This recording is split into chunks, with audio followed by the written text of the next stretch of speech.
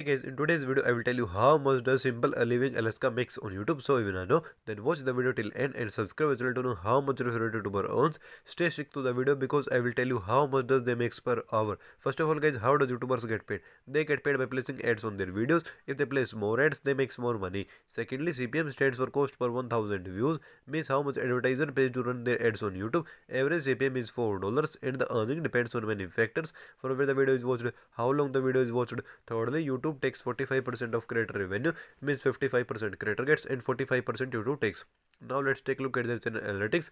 It has total of 541,000 subscribers and total 316 videos and 87 million total views lifetime on their channel today while filming the video.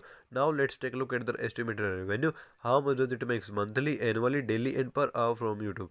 This channel gets 17,000 subscribers monthly and over 4.5 million views per month. So according to that, if we multiply views with average $4 CPM, then their estimated monthly earning is $18,000, and multiplying monthly earning with 12 shows that they make over $215,000 annually.